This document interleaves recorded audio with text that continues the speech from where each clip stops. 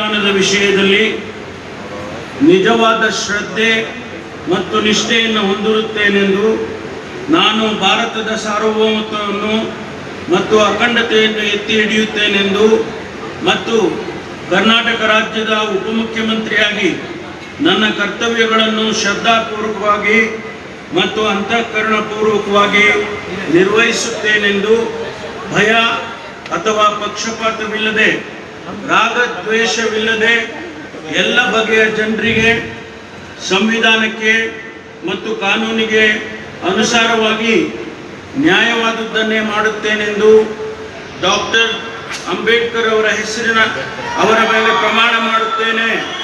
ಶ್ರದ್ಧಾಪೂರ್ವಕವಾಗಿ ಪ್ರತಿಜ್ಞೆ ಮಾಡುತ್ತೇನೆ.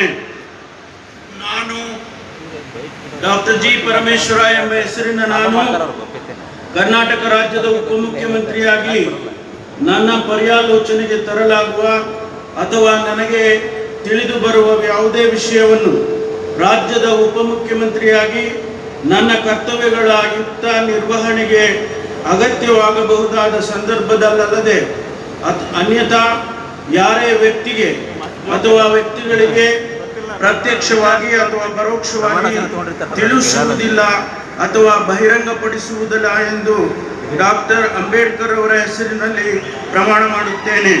ಶ್ರದ್ಧಾಪೂರ್ವಕವಾಗಿ ಪ್ರತಿಜ್ಞೆ ಮಾಡುತ್ತೇನೆ. ಧನ್ಯವಾದಗಳು ಸರ್.